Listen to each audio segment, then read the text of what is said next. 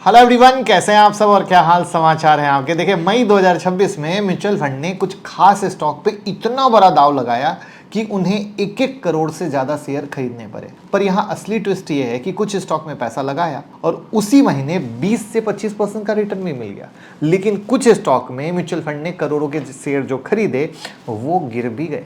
एक good news है आप सबके लिए, 22 जून को रात में 9 बजे free intraday swing trading strategy का सेशन होने वाला है। क्लास की लिंक आपको डिस्क्रिप्शन में है, जिससे आप रजिस्टर करें, आपको कम्युनिटी मिलेगी। तो रजिस्ट्रेशन के बाद आप कम्युनिटी ज्वाइन करेंगे, क्योंकि जब आप रजिस्ट्रेशन के बाद कम्युनिटी ज्वाइन करेंगे तो वहां पर आपको क्लास की लिंक आएगी, और सिर्फ क्लास की ही लिंक नहीं आएगी, आगे बहुत सारी हेल्प भी मिलती रहेगी। तो क्विकली रजिस्टर करें, दोस्तों को भी रजिस्टर कराएं, और मिलते हैं 22 जून को रात में 9 बजे। तो हम ये देखेंगे कि मई 2026 का म्यूचुअल फंड का डेटा क्या है, किस शेयर में घुसे तो क्यों घुसे। प्लस आपको पता ही म्यूचुअल फंड कभी भी एक महीने के लिए तो इन्वेस्ट करता नहीं है, तो ये फिल्म आगे जाने वाली है। तो आप अपने पोर्टफोलियो को कैसे देख सकते हो, कैसे समझ सकते हो। लेकिन पहली बार आए तो चैनल को सब्सक्राइब कर लेना। तो ये मई 2026 में 22 ऐसी कंपनी थी जिनमें म्यूचुअल फंड ने 1 करोड़ से ज़्यादा के शेयर की नेट बाइंग की, और ये डेटा अवेलेबल है, आप सब देख सकते हो। ठीक है, तो ये कोई टिप नहीं है, कोई रिकमेंडेशन नहीं है, सिर्फ मार्केट को देखने का नज़रिया। क्योंकि म्यूचुअल फंड भी जो है ना, जो माइक्रो मैक्रो न्यूज़ आती रहती है उसी पर पोजीशन बनाते हैं। और अगर आपने हमारा मेंबरशिप नहीं ज्वाइन किया है यूट्यूब का, तो ज़रूर ज्वाइन करें, आपको सीखने को मिलेगा। तो सबसे पहला है Jammu and Kashmir bank, JNK bank, 26% ऊपर गया। राइट, मई की शुरुआत से लेकर अभी तक की मैं बात करूं तो 26% ऊपर गया। और म्यूचुअल फंड ने इसमें अपनी होल्डिंग 5.01 करोड़ शेयर से बढ़ाकर 6.50 करोड़ शेयर की कर दी, यानी 1.49 करोड़ शेयर की नेट बाइंग एक महीने में।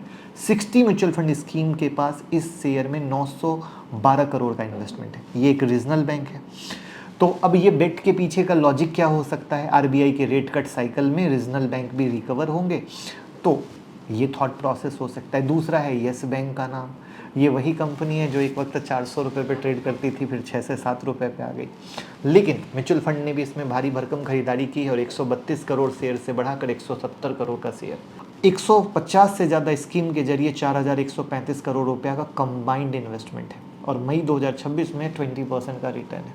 अभी भी बहुत लोग येस बैंक को वो टूटा हुआ बैंक इस तरीके से देखते हैं, लेकिन म्यूचुअल फंड मैनेजर जो प्रोफेशनल हैं, जिनके पास पूरा डेटा है, वो लगातार बाइंग कर रहे हैं। तो सोचने वाली बात है कि इनके अंदर या इनको ऐसे स्टॉक में क्या दिख रहा है। फिर तीसरा आता है बैंकिंग रिकवरी पे ही तीसरा आता है south Indian bank, holding 29.7 crore से बढ़ाकर 32.14 करोड़ शेयर हो गई।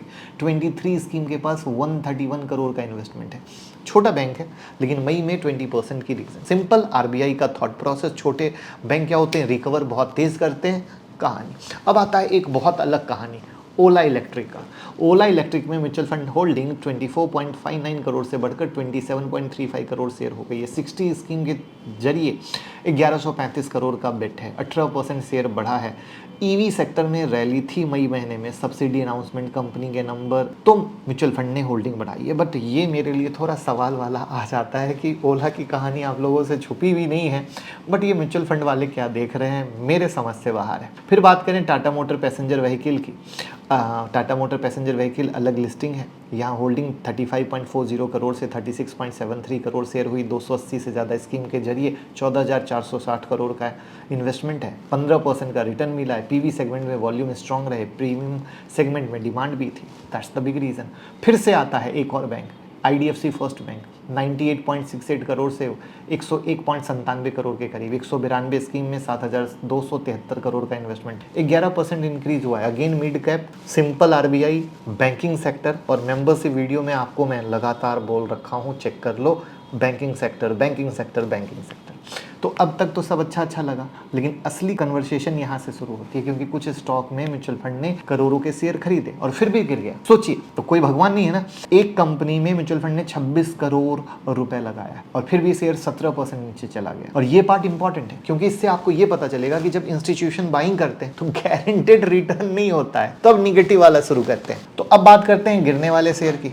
उसमें power grid corporation PSU power sector में आ जाता है। MF होल्डिंग थी 123.92 करोड़ से बढ़कर 127.59 करोड़ शेयर हुई। 360 स्कीम के पास 37,000 करोड़ का मैसिव पोजीशन है, फिर भी शेयर 10% गिरा। रीज़न क्या है?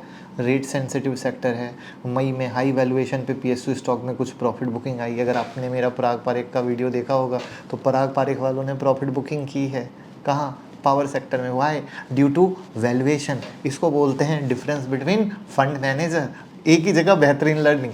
दूसरा स्टॉक आता है डोमिनोज वाली कंपनी, होल्डिंग जुबिलेंट फूडवर्क्स। भैया पिज़्ज़ा खाते हो ना, होल्डिंग 19.80 करोड़ से 20.85 करोड़ शेयर हो गई। वैल्यू 8,915 करोड़ के पास, फिर भी 11% गिरा। QSR सेक्टर पे प्रेशर था। वाई?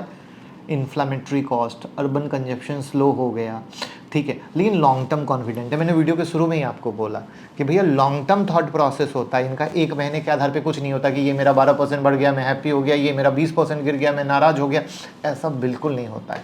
तो ये चीज़ आपको समझना पड़ेगा, क्योंकि आप लोगों का थॉट प्रोसेस होता है मैं आज खरीदा और बढ़ना चाहिए, कल क्यों गिर गया है। तो ये चीज़ों से जब तक आप बाहर नहीं आओगे ना, आप कभी नहीं समझ पाओगे, ठीक है। क्योंकि वहाँ पर ये समझना जरूरी है कि मैं क्यों ले रहा हूँ, मैं किस लिए ले रहा हूँ, मैं कंपनी को समझ के ले रहा हूँ। जब हम इतने थॉट प्रोसेस में जाते हैं तो हमें कभी दिक्कत नहीं होती। जैसे एक और पे हम आते हैं, मीशो होल्डिंग 23 करोड़ से बढ़कर 24.21 करोड़ शेयर हो गई। 85 स्कीम में लिया हुआ 4,435 करोड़ का है, 13% देखा जाए। अब देखना होगा अगले मंथ क्या होता है। मीशो कंपनी को कौन कौन जानते हैं या ऑनलाइन ऑर्डर किए हैं, कमेंट में बताइएगा।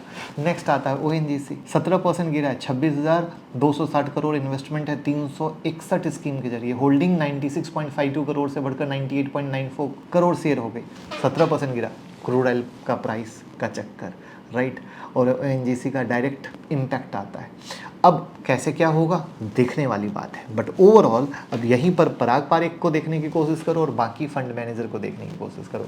नेक्स्ट है पाइन लैब, सबसे ज़्यादा गिरावट हुई, 23% गिरा, लेकिन म्यूचुअल फंड वालों का भरोसा नहीं टूटा। होल्डिंग 10.41 करोड़ से बढ़कर 17.16 करोड़ शेयर हो गई, 65% का जंप है शेयर काउंट में। 80 स्कीम के जरिए 2,470 करोड़ इन्वेस्टमेंट है। ये एक फिनटेक पेमेंट कंपनी है। रिसेंट लिस्टिंग के बाद वैल्यूएशन पे बहुत डिबेट चल रही थी और मार्केट ने हेवी सेलिंग की, लेकिन अगेन देखो वैल्यूएशन पे डिबेट चल रही थी, मार्केट में हेवी सेलिंग देखी, लेकिन म्यूचुअल फंड वालों को बाइंग दिखा।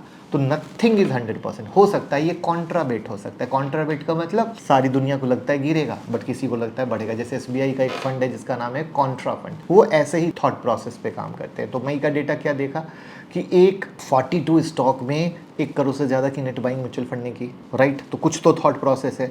दूसरा 6 स्टॉक ने 10% से ज़्यादा का रिटर्न दिया। उसके बाद क्या देखा कि 5 स्टॉक 10% से ज़्यादा गिर गए, ठीक है। तो सबसे सिंपल, अगर मैं इससे लर्निंग लेना चाहूँ, जैसे मैं हमेशा म्यूचुअल फंड क्या कर रहे हैं, कैसे कर रहे हैं, उससे लर्निंग देने की कोशिश करता हूँ। तो सबसे पहले ये शॉर्ट टर्म जैसी चीज़ों में नहीं देखते, ये 3 साल 5 साल का व्यू देखते हैं, ठीक है। और ONGC में 26,000 करोड़ का पोजीशन 1 महीने की गिरावट से नहीं उठाएंगे। तो ये बहुत सारी चीज़ें होती हैं। जब हम भी अपना पोर्टफोलियो बनाते हैं तो ऐसे ही सोचना पड़ता है। प्लस आपको एक डाइवर्सिफिकेशन दिखा कि कितना डाइवर्सिफाइड है। तो जब हम ऐसे देखते सोचते हैं तो एक अच्छा पोर्टफोलियो बनता है। तो आप भी ऐसे देखें, ऐसे सोचें तो एक अच्छा पोर्टफोलियो बनेगा। बट पराग पारेख की जो वीडियो मैंने बनाई है ना कि वो क्या ले रहे हैं, क्यों ले रहे हैं, वो वीडियो ज़रूर देखिएगा। वो और भी ज़्यादा आपको यहाँ से अनदर लेवल पर लेकर जाएगी। इन वीडियो को शेयर कीजिएगा। डीमैट अकाउंट ओपन कर सकते हैं, म्यूचुअल फंड में इन्वेस्ट कर सकते हैं हमारे साथ, लिंक डिस्क्रिप्शन में है। Thank you.